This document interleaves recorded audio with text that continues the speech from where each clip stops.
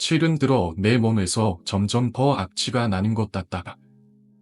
정확히 언제부터 시작됐는지 모르겠지만 혜림 씨를 좋아하기 시작한 그때부터였다. 사실 나는 평소 결벽증이 심한 편이라 더러운 냄새나 불쾌한 기운에 너무나 민감한 사람이다. 아무리 작고 미세한 냄새라도 내 코로 스며들면 그 순간 나는 온몸이 떨리고 숨이 막힐 것 같은 기분에 빠져들었다. 그래서 나는 언제나 몸을 깨끗이 유지하려고 애썼다. 하루에 5번 이상 샤워를 하고 음식을 먹고 난 뒤에는 꼭 양치를 해야 했다. 하지만 혜림 씨를 만난 이후 모든 것이 변했다. 처음에는 그저 작은 변화일 뿐이었다. 하루를 마치고 집에 돌아와 샤워를 하면 그날의 먼지와 땀을 씻어내는 기분이 들었다. 그런데 이상하게도 샤워를 하고 나서도 내 몸에서는 여전히 냄새가 나고 있었다. 나는 그 냄새가 내가 내지 않은 것이란 생각이 들었지만 누구에게도 말할 수 없었다. 혜림 씨가 내게 준 캔커피 향이 내 몸에 배어있는 듯했다. 그리고 그 냄새는 점점 더 강해졌고 나는 어느 날 문득 깨달았다. 이 냄새가 단지 내부에서 오는 것이 아니라 내 몸 속에서 나는 것이라는 사실을. 그때부터 나는 이상한 공포에 사로잡히기 시작했다. 내가 일상적으로 사용하는 샴푸나 바디워시, 향수도 점점 효과가 없어진 것 같다. 한 번 샤워를 하고 나면 몇 시간 후에는 내 몸에서 냄새가 나기 시작했다. 나는 다시 샤워를 하고 또 샤워를 반복했다. 그런데 더 이상 냄새가 사라지지 않았다. 내 몸에서 나는 악취는 점점 더 심해졌다. 더욱 끔찍한 것은 그 악취가 내게 익숙해지기 시작했다는 것이다. 나는 그 냄새가 나를 조종하고 있다는 느낌을 받았다. 뭔가 무서운 일이 일어나고 있는 것 같다. 어느 날 나는 더 이상 참을 수 없어서 집을 청소하기로 결심했다. 오작정 집 안을 샅샅이 뒤지며 청소를 했다. 바닥을 닦고 바구를 닦고 벽을 닦으며 나는 내 몸에 비어있는 악취가 사라지기를 바랐다. 하지만 그 순간 나는 다시 한번 그물 냄새를 맡았다. 내 몸에서 나는 냄새가 아닌 집 안에서 나는 냄새였다. 내가 닦고 있던 바닥, 내가 닦고 있던 문에서 나는 이상한 냄새였다. 그것은 분명히 내가 알지 못하는 곳에서 새어나오는 것이었다. 나는 정확했다. 집이 아닌 다른 곳에서 뭔가 이상한 일이 일어나고 있다는 사실을 깨달은 순간 나는 집을 떠나기로 결심했다. 그러나 그 결정을 내리자마자 뭔가 끔찍한 일이 벌어졌다. 문을 열고 집 밖으로 나가려 했을 때 갑자기 온몸이 얼어붙은 것처럼 움직이지 않았다. 그 순간 내가 어디에 있는지 무엇을 해야 하는지 알 수 없었다. 내 앞에 있었던 것은 혜림 씨였다. 그런데 그녀는 예전의 혜림 씨가 아니었다. 그저 향기로운 미소를 지으며 나를 바라보던 혜림 씨가 이제는 눈이 빨갛게 물든 채로 내 앞에 서 있었다. 그녀의 입술은 아기에 차 있었고 그녀의 눈빛은 차갑고 무섭기만 했다. 이제 넌 나의 것이다. 혜림 씨는 낮고 섬뜩한 목소리로 말했다. 내가 원하는 대로 내가 내게 오게 될 거야. 그 말을 들은 나는 단순히 몸을 움직이려 했지만 내 몸은 그녀의 말에 묶인 듯 한 걸음도 떼지 못했다. 나는 숨이 막혀왔다. 악취가 내 몸을 휘감으며 온몸을 뜨겁게 달궈왔다. 나는 고개를 돌리려 했지만 내 눈앞에 나타난 혜림 씨의 모습은 그대로였고 그녀는 점점 더 가까워져 나를 향해 손을 내밀었다. 그때 문이 열리고 누군가 들어왔다. 관리사무소 직원들이었다. 그들은 내가 이상한 냄새를 맡고 있다는 신고를 받고 짐을 찾아왔던 것이다. 나는 그들에게 상황을 설명하려 했지만 내 목소리는 나도 모르게 끊어지고 악취만이 공기 속에 가득 차 있었다. 그 순간 나는 그들이 나를 의심하고 있다는 생각이 들었다. 내 진에서 나는 냄새가 전혀 내 진에서 나온 것이 아니라는 것을 증명할 수 없을 것 같다. 그들이 가스가 새는 것인지 치료세가 비정상적으로 많이 나오는 것인지 점검을 하는 중에도 이상한 기운을 느꼈다.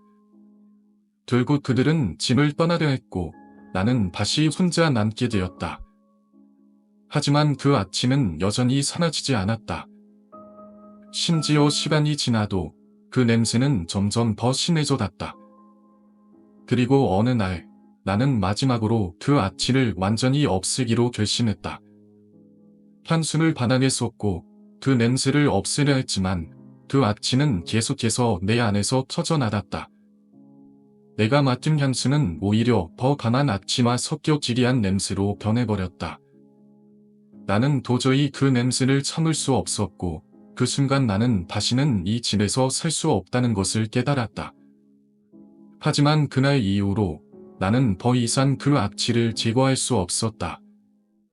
캐림 씨는 내 곁에 계속해서 나타났고 나는 점점 더 이상한 꿈을 꾸기 시작했다. 그 꿈 속에서 캐림 씨는 계속 나를 유혹하며 나를 깊은 어둠 속으로 끌어들였다. 나는 그 꿈을 매일같이 꾸었고 점점 현실과 꿈의 경계가 흐려졌다. 어느 날 나는 집을 떠나려고 결심했다. 하지만 그 순간 캐림 씨의 얼굴이 내 앞에 나타났다. 그녀의 웃음소리는 여전히 날카로웠고 그 웃음소리 속에는 무언가 알 수 없는 비밀이 숨어 있었다. 너는 이제 내 것이다.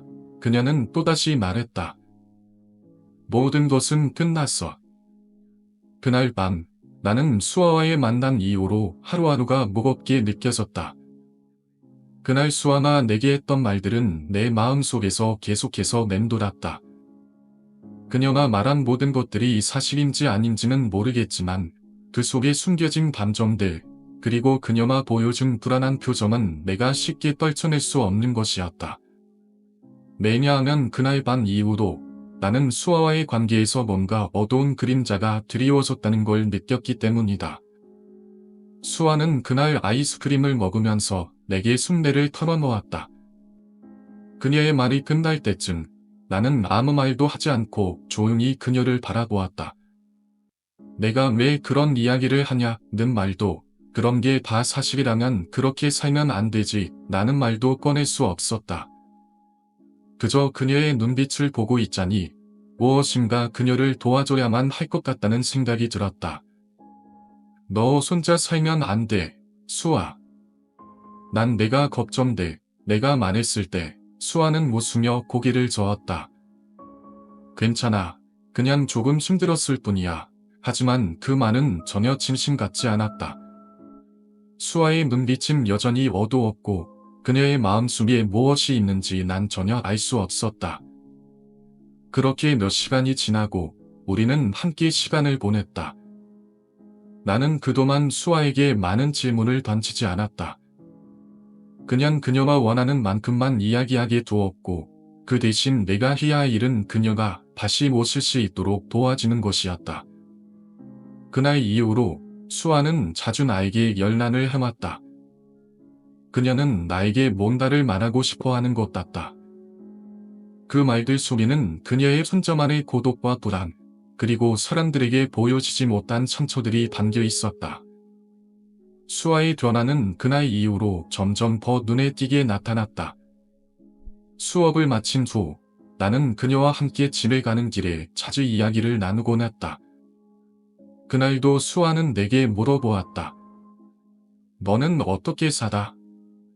뭐든지 다 받고 싶은 것 같아 보여.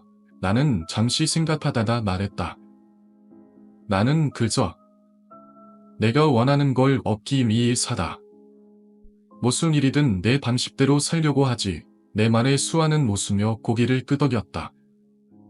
하지만 그 웃음 뒤에는 뭔가 슬픈 느낌이 스며들어 있었다. 그 후로도 수아는 자주 나에게 연락을 했다. 밤늦게까지도. 그때마다 나는 그녀의 불안정한 목소리와 약간의 떨림을 느낄 수 있었다. 그리고 그런 목소리는 점점 더 나를 훈련스럽게 만들었다. 그녀가 정말로 원하는 것이 무엇인지, 왜 그런 불안감을 안고 살아나는지에 대해 나는 계속해서 생각하게 되었다. 그러나 수아는 결코 내게 금의 이야기를 모두 털어놓지 않았다. 그녀의 입술은 여전히 껏 닫혀 있었고 그로 인해 나는 점점 더 많은 질문을 품게 되었다. 어느 날 수아와 내가 함께 지나가는 골목에서 우연히 그녀의 옛 친구들과 마주쳤다. 그들은 내게 눈길을 주지 않고 수아에게만 무례한 말을 던졌다. 아직도 그런 식으로 사다? 여자라면 그런 걸 좀 그만두지 않겠어. 그 말에 수아는 아무런 대꾸도 하지 않고 그냥 고개를 숙였다. 나는 그 장면을 보며 심장이 뛰는 것을 느꼈다. 왜 그녀가 그렇게 반하고도 아무 말도 하지 않는지 그 이유를 나는 알 수 없었다. 금소, 나는 수아와 조금 더 가까워지려 했다. 그녀가 겪고 있는 아픔을 조금이라도 덜어줄 수 있다면 나는 그 어떤 일이든지 할 준비가 되어 있었다. 어느 날 밤, 수아나 다시 전화를 해왔다. 오늘은 진짜 얘기할 거야. 내가 왜 그렇게 살았는지 그 이유를 말해줄게. 그녀의 목소리는 이번엔 조금 더 확신이 있었다. 나는 그녀의 집으로 가기로 했다. 그곳에서 수아는 나에게 자신의 이야기를 들려주었다. 내가 왜 그렇게 살았는지, 왜 모든 걸 손에 쥐려고 했는지 알겠어? 그건 내가 어릴 때부터 느꼈던 고마움 때문이야. 아무리 노력해도 채워지지 않는 그 고마움, 그녀는 눈물을 흘리며 말했다. 그게 너무 두려웠어. 그래서 나는 사람들 앞에서 항상 밝게 웃으려고 했고, 다른 사람들에게 나를 인정받고 싶어 했어. 수아는 잠시 말을 멈추고 나를 바라보았다. 그런데 너는 왜 나를 이해하려고 하는 거지? 너도 나처럼 그렇게 불완전한 사람일 텐데. 수아는 내게 점점 더 마음을 여는 듯한 모습을 보였다. 처음에는 그녀가 나를 대하는 방식이 조금 경계하는 듯했지만 시간이 지날수록 그 경계는 사라지고 있었다. 그녀의 눈빛에서, 말투에서, 심지어는 몸짓에서 그녀의 마음이 점차 열리고 있다는 것을 느낄 수 있었다. 나는 그런 그녀를 지켜보며 마음속으로 생각했다. 이제는 내가 그녀에게 진정으로 도움이 될 수 있을까? 라는 생각을. 수아가 나에게 다가오는 방식은 매우 조심스러웠다. 그녀는 내게 많은 것을 털어놓았지만 그 이야기들이 모두 편안하게 나누어진 것은 아니었다. 그녀의 과거에 대한 이야기는 깊고 어두운 부분이 많았다. 그럼에도 불구하고 그녀는 나를 믿고 모든 것을 털어놓았다. 나는 그때 그녀의 이야기를 들으며 그녀가 겪었던 고통이 얼마나 깊었을지 상상할 수 있었다. 너는 정말 대단해, 수아. 그렇게 힘든 일들을 겪으면서도 이렇게 밝은 모습을 유지할 수 있다는 게 정말 대단한 거야. 나는 그녀에게 말했다. 수아는 내 말을 듣고 잠시 눈을 감았다. 고마워, 준서마. 하지만 그때는 그저 살아남기 위해서만 살았어. 아무것도 생각할 수 없었어. 그냥 살아있다는 느낌이 중요했을 뿐. 그 말에 나는 마음이 아팠다. 그녀가 얼마나 고통스러웠는지, 얼마나 그 시간들이 힘들었는지를 알 수 있었기 때문이다. 나는 수아에게 손을 내밀었다. 이제는 내가 네 옆에 있을 거야. 그러니까 더 이상 손자 힘들어하지 마. 그 말을 하며 나는 그녀의 손을 꼭 잡았다. 수아는 내 손을 잡고 잠시 눈을 감은 채 내게 의지하는 듯한 표정을 지었다. 시간이 지나면서 수아와 나는 점점 더 가까워졌다. 우리는 서로에게 편안한 존재가 되어갔다. 나도 그녀를 믿고 의지할 수 있는 사람으로 변해갔고 그녀도 마찬가지였다. 우리가 나누는 대화는 점점 더 진지해졌고 서로의 감정을 조금씩 더 드러내게 되었다. 어느 날 나는 수아와 함께 저녁을 먹기로 했다. 그녀는 항상 나에게 밝은 미소를 지으며 함께 있는 시간을 즐기자고 말하곤 했다. 그날 저녁 우리는 식탁에 앉아 음식을 나누며 서로의 이야기를 나누었다. 오늘 하루는 어땠어? 내가 물었다. 그냥 평범했어. 근데 내가 이렇게 내게 관심을 가져줘서 고마워. 수아나 대답했다. 나는 그 말을 들으며 조금 놀랐다. 왜? 너는 내가 관심을 가져야 할 사람이라고 생각했어. 수아는 잠시 머뭇거리다가 말을 이었다. 사실 나는 나에게 관심을 가져주는 사람이 많지 않았어. 모든 사람들은 나를 지나쳐봤고 나 자신도 그런 내가 싫었어. 그런데 너는 달라. 너는 나를 정말로 알아보려는 사람이야. 그 말에 나는 그녀의 눈을 똑바로 바라보았다. 수아, 너는 정말 대단한 사람이야. 너는 내가 정말로 필요한 사람이야. 그래서 나는 너를 놓칠 수 없어. 수아는 내 말을 듣고 잠시 입을 다물었다. 그리고는 내게 고개를 끄덕이며 말했다. 나도 너에게 기대고 싶어. 너는 내게 가장 중요한 사람 중 하나야. 그날 우리는 서로의 감정을 더 깊이 나누었다. 수아와 나는 점점 더 많은 시간을 함께 보내게 되었다. 그 사이 나는 그녀에게 점점 더 빠져들었고 그녀도 나에게 의지하는 모습이 점점 더 확실해졌다. 그러나 동시에 나는 한 가지 걱정이 생겼다. 이 관계가 잘못되면 어떻게 할까? 나는 불안한 마음이 들었다. 그럼에도 불구하고 나는 수아에게 다가갔다. 그녀가 나에게 마음을 열어주기를 바랐기 때문이다. 시간이 지나면서 나는 수아와 함께하는 시간들이 점점 더 소심해짐을 느꼈다. 그녀와의 관계가 점점 더 깊어질수록 나는 그녀와의 미래를 생각하게 되었다. 수아, 우리가 함께할 미래가 궁금해져. 나는 어느 날 그렇게 말했다. 수아는 내 말을 듣고 잠시 미소를 지었다. 미래는 우리가 함께 만들어가는 거야. 그래서 나는 항상 너와 함께라면 어떤 일이든지 할 수 있을 것 같다. 그 말에 나는 마음이 놓였다. 우리가 함께라면 어떤 어려움도 극복할 수 있을 것 같다는 믿음이 생겼다. 그때부터 나는 수아와 함께하는 시간이 더 소중하게 느껴졌고 그녀와의 미래를 함께 그려나가기로 마음먹었다. 수아, 나도 너와 함께라면 어떤 일이든지 할 수 있어. 앞으로도 우리가 함께라면 무엇이든지 해낼 수 있을 거야. 수아는 내 말을 듣고 한동안 말없이 나를 바라보았다. 그리고는 조용히 말했다. 그럼 우리 앞으로도 함께하자. 그 말을 들으며 나는 마음속 깊이 안도감을 느꼈다. 이제 우리는 서로를 믿고 의지하는 존재가 되었고 그 관계는 단단하게 이어졌다. 수아는 내 말을 듣고 한참 동안 말을 잇지 못했다. 그녀는 머리를 싸매며 생각에 잠긴 듯했다. 나는 그녀의 표정을 바라보며 기다렸다.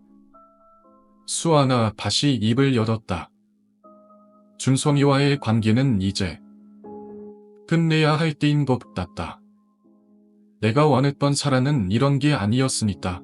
그녀의 목소리는 예전의 그 활발하고 긍정적인 모습과는 달리 조금은 기운이 빠져 있었다. 그래, 수아. 내가 원하는 사랑을 찾아야 내가 행복할 자격이 있잖아. 나는 진심으로 그녀의 결정을 지지하며 말했다. 수아는 고개를 끄덕였다. 내가 원하는 건 진짜 사랑이야. 그저 재미로 순간의 즐거움을 추구하는 그런 사랑은 아니야. 그녀는 자신의 감정을 솔직하게 드러냈다. 나는 그녀가 그동안 얼마나 힘들었을지 이해할 수 있었다. 그동안 그녀는 자신이 원하는 사랑을 찾지 못하고 준섬이라는 남자에게 끌려다니면서도 진정한 행복을 느끼지 못했을 것이다. 그럼 앞으로 어떻게 할 거야? 내가 물었다. 수아는 잠시 멈칫하며 나를 바라보았다. 우선 준섬과의 관계를 완전히 정리할 거야. 더 이상 그 사람과 얽히고 싶지 않아. 나는 내가 원하는 방식으로 사랑을 찾을 거야. 그녀는 결단을 내린 듯 말했다. 수아는 준섬에게 연락을 해 관계를 정리했다. 준섬은 처음에는 혼란스러워했지만 결국 그녀의 결정을 받아들였다. 수아는 그와의 관계를 끊고 자신이 진정으로 원하는 삶을 살기 위해 새로운 길을 걸어가기 시작했다. 그녀는 이제 남은 시간들을 자신을 위해 보내기로 했다. 친구들과 함께 여행을 떠나기도 하고 오래된 꿈이었던 미술 전시회를 준비하기 시작했다. 그녀는 점점 더 자신을 찾아가고 있었다. 어느 날, 수아는 나와 함께 카페에 앉아 있었다. 너, 이제 진짜 행복할 거야. 나는 그 말이 절실하게 느껴졌다. 수아는 고개를 끄덕이며 웃었다. 나도 이제 진짜 내가 원하는 삶을 살 거야. 그녀의 얼굴은 그 어느 때보다도 밝았다. 그녀는 더 이상 과거에 얽매이지 않고 자신이 원하는 방식으로 미래를 그려가고 있었다. 그날 저녁, 수아는 나에게 중요한 결정을 알렸다. 나, 이제 새로운 사람을 만나보려고 해. 그녀는 조심스레 말을 꺼냈다. 나는 깜짝 놀라며 묻었다. 새로운 사람? 정말로? 수아는 나를 바라보며 웃었다. 나는 더 이상 준섬이나 다른 사람들에게 얽매이지 않기로 결심했어. 내가 진정으로 원하는 사람을 찾고 싶어. 그녀는 다시 한번 결단을 내렸다. 나는 그녀의 결정을 지지하며 말없이 고개를 끄덕였다. 수아는 그 이후 새로운 사람과의 만남을 시작했다.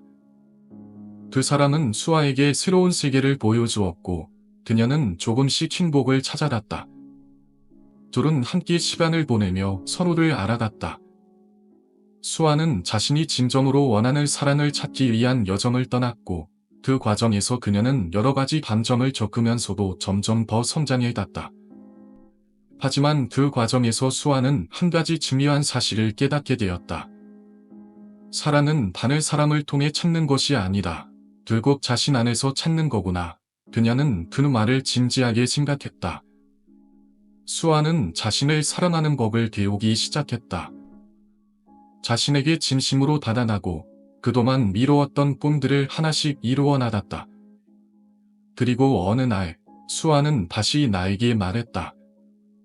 나, 이제 진짜 행복한 것 같다. 그녀는 눈을 반짝이며 웃었다. 그 웃음은 진심에서 우러나온 것이었다.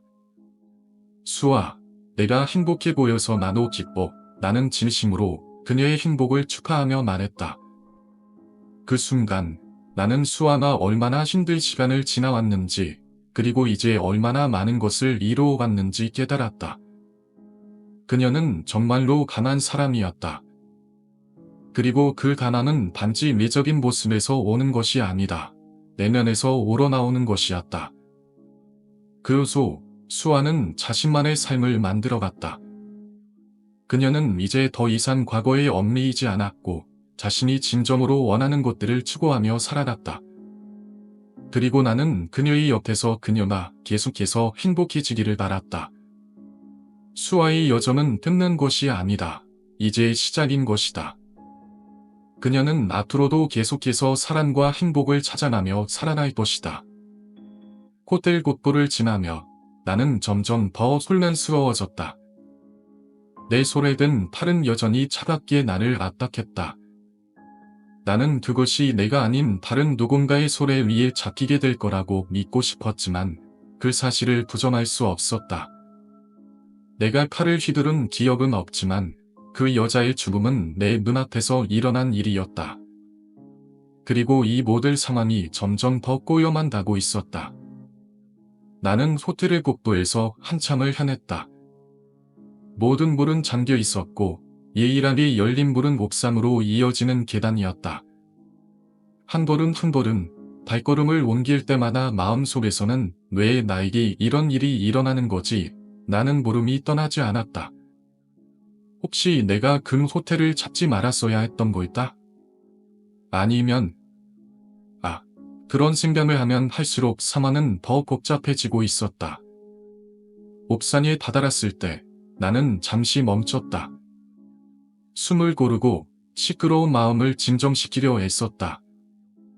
하지만 여전히 내 심장은 쿵쿵거렸다. 내가 정말로 죽여야 했던 것일까? 아니면 단지 나의 산산이에 불과했던 것일까? 여전히 그 여자의 얼굴이 내 앞에서 떠오르며 나를 압박했다. 그때 나는 다시 그 여자를 보았다. 그녀는 천천히 나를 향해 다가오고 있었다. 손에는 아직도 팔을 들고 있었다. 그녀의 그 점은 차가운 얼굴이었다. 나는 그곳에서 도망칠 방법이 없다는 사실을 깨달았다. 왜 그러세요? 내가 죽이지 않았어요. 나는 필사적으로 외쳤다. 하지만 여자는 아무 대답도 하지 않았다. 그녀는 계속해서 나를 향해 다가왔고 나는 그 칼이 내 가슴을 향해 휘두르는 순간을 기다릴 수밖에 없었다. 당신이 내 딸을 죽였어요. 여자가 드디어 말했다. 그 말이 내 가슴에 칼처럼 박혔다. 내가 그렇게 아픈 고통을 당해야 했던 이유는 무엇인가? 왜 그 여자가 나에게 이런 말을 하는 거지? 나는 너무나 혼란스러웠다. 그리고 그 순간 여자는 다시 칼을 휘두르며 내 가슴을 찌르려고 했다. 하지만 그 칼이 내 가슴을 찌르지 않자 나는 놀랐다. 내가 다시 눈을 떴을 때 나는 다른 곳에 있었다. 나는 차 안에 앉아 있었고 차는 멈춰 있었다. 내 몸은 아프고 고통스러웠다. 손에 들려있던 팔은 어디로 갔을까? 내 몸에는 칼에 찔린 자국이 없었고 대신 멍이 들어 있었다. 나는 다시 한번 그 사건을 들썩이며 기억을 떠올리려고 했다. 차에서 내리자마자 나는 내 주변을 둘러보았다. 그리고 그곳에서 또 다른 충격적인 광경을 목격했다. 바로 내가 꿈에서 봤던 대꼬가 죽어 있었다. 그 옆에는 또 다른 대꼬가 그 죽은 개를 핥고 있었다. 내 눈앞에서 그 장면이 펼쳐지자 나는 몸을 움츠렸다. 그리고 그때 나는 깨달았다. 꿈에서 본 그 여자가 바로 이곳에 있었던 것이다. 나는 꿈에서 본 바로 그 장소로 다시 향했다. 차를 타고 돌아가며 생각했다. 이 모든 일이 다 우연일까? 그때 다시 내 전화가 울렸다. 수아의 목소리가 들려왔다. 너 그곳에 다시 간 거야.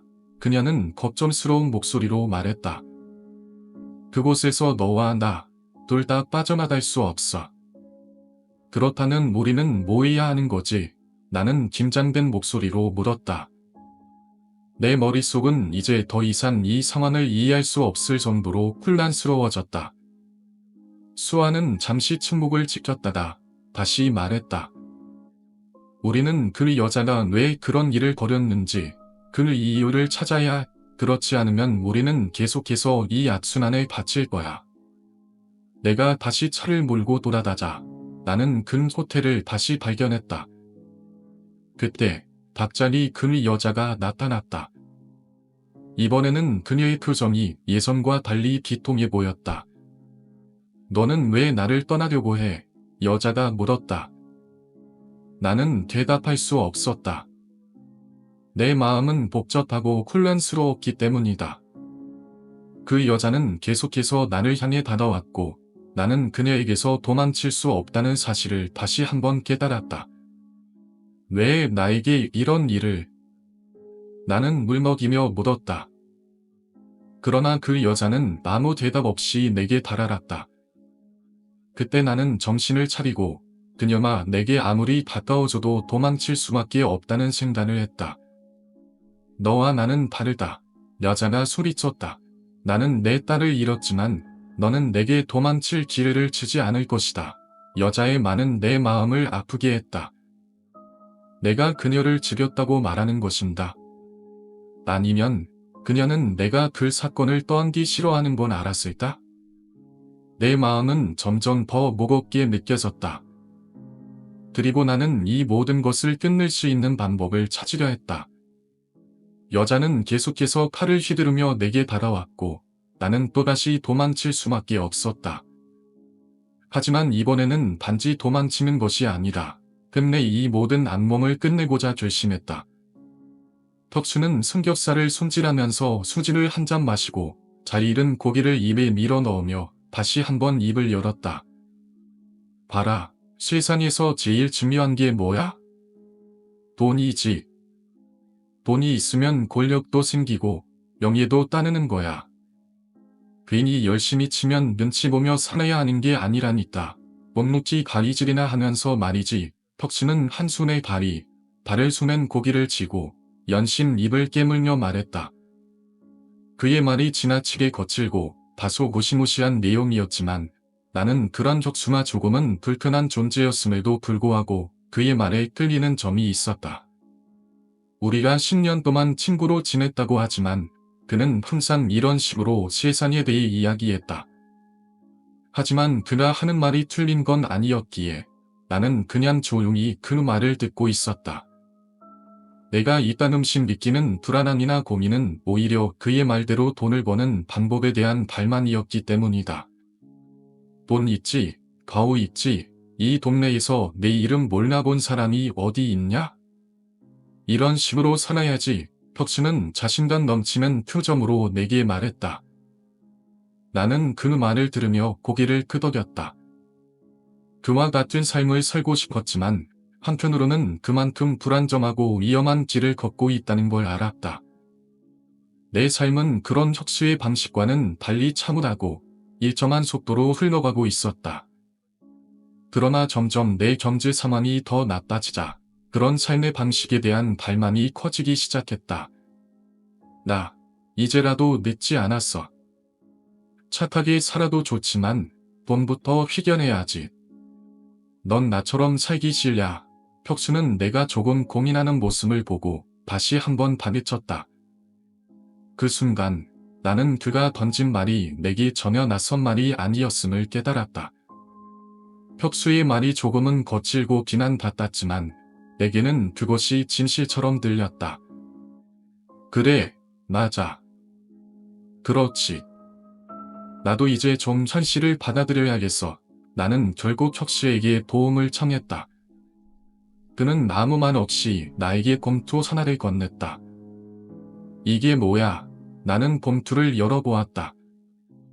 그 안에는 몇 장의 서류가 들어있었다. 이건 뭐지? 나는 다시 질문했다. 덕수는 웃으며 답했다. 걱정하지 마. 이거 다 정당한 거래야. 내가 너를 도와주려고 준비한 거지.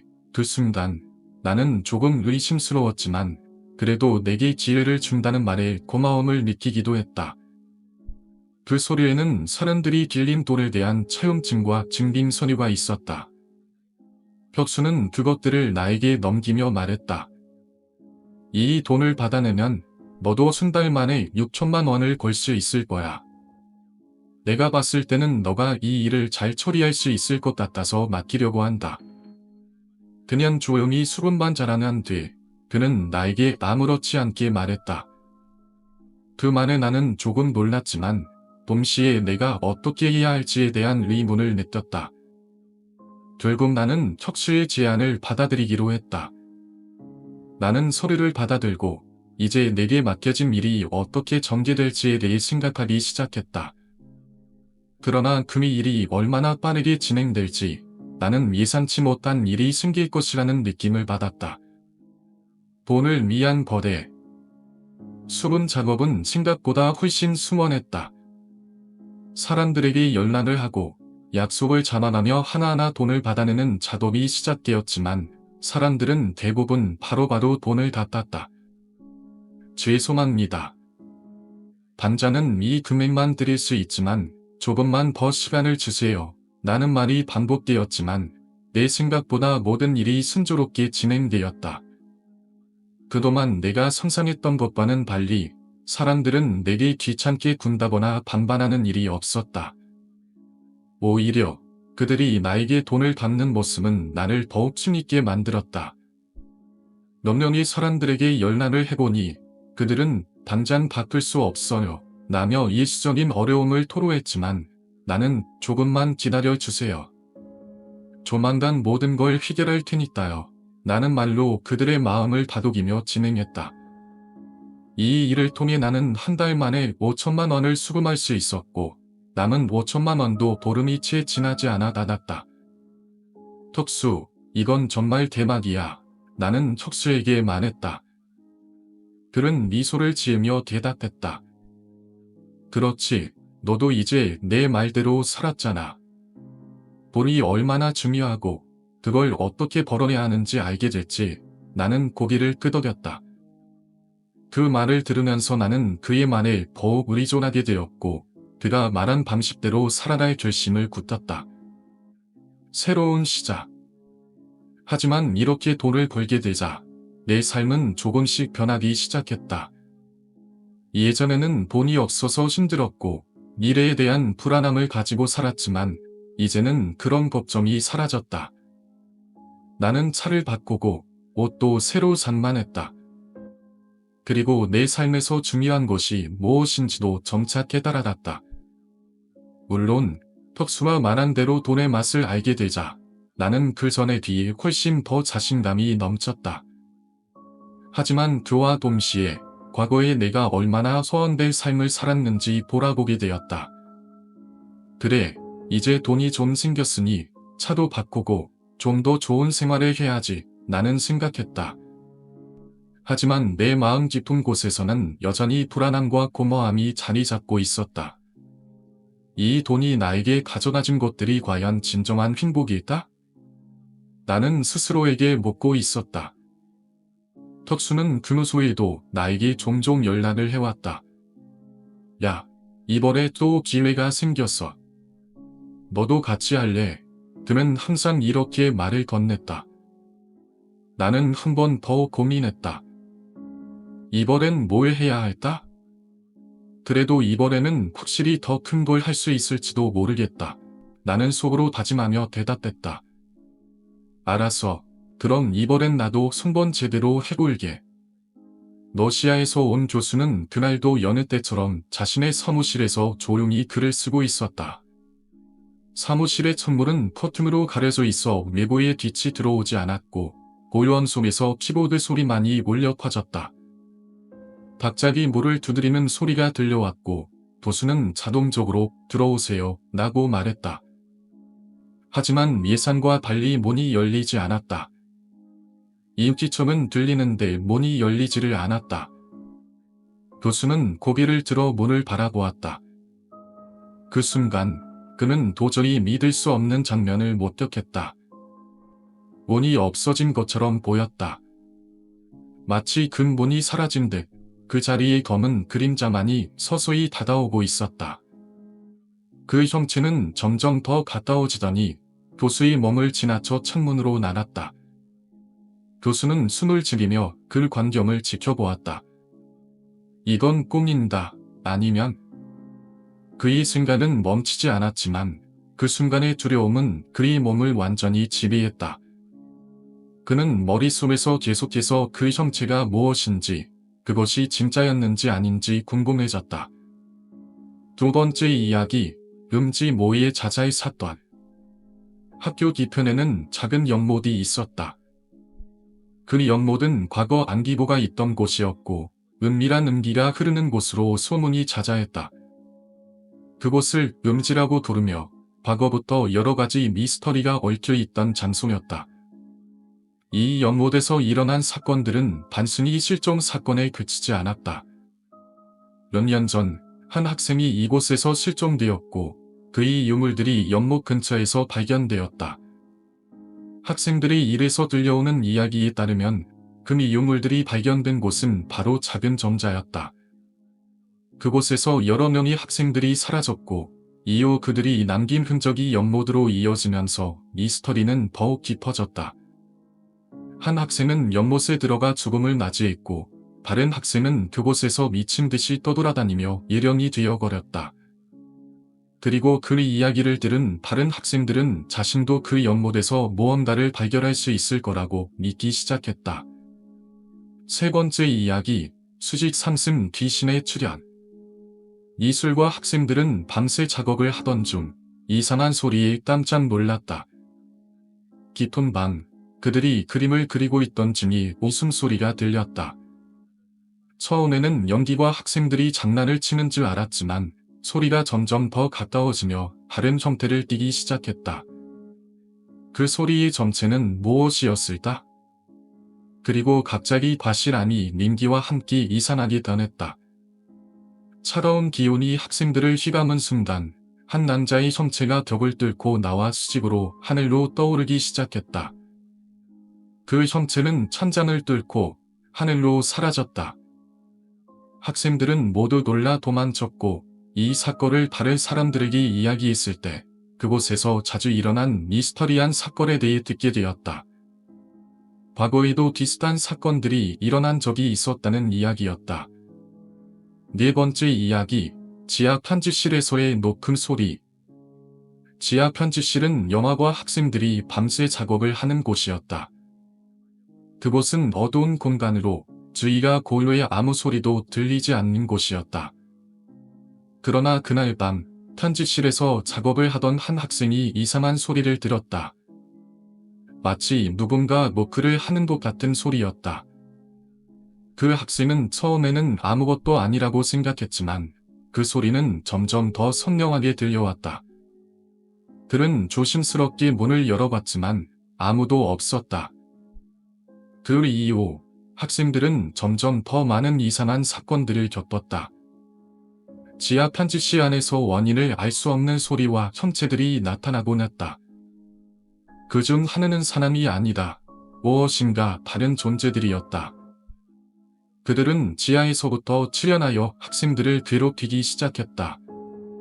소리, 그림자, 그리고 불안감은 그곳에 머무른 동안 점점 더 강해졌고 그들은 결국 그곳을 떠날 수밖에 없었다.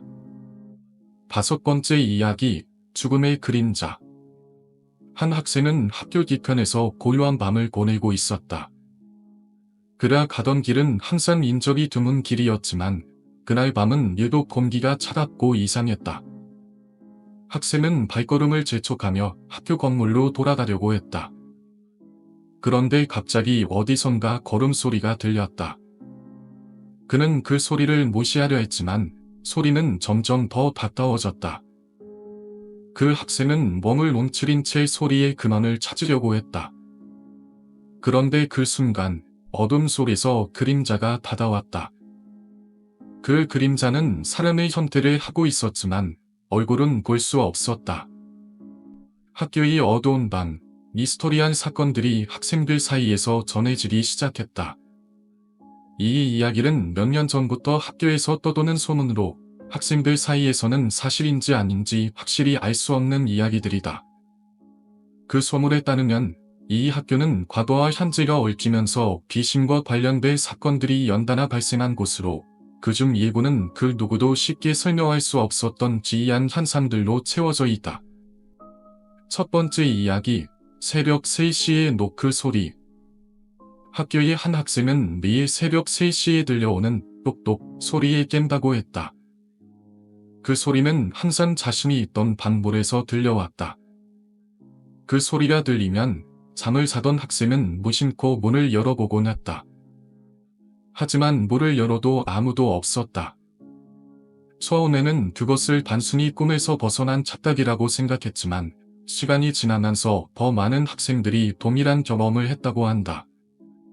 그들은 동일한 시간에 동일한 소리를 듣고 문을 열어도 아무것도 없다는 것을 알았다.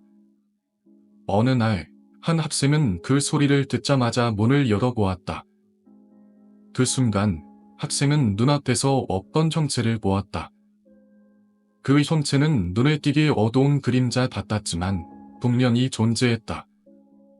그러나 그 학생은 얼떨결에 눈을 깜빡이자 그 형체는 순식간에 사라졌다고 한다.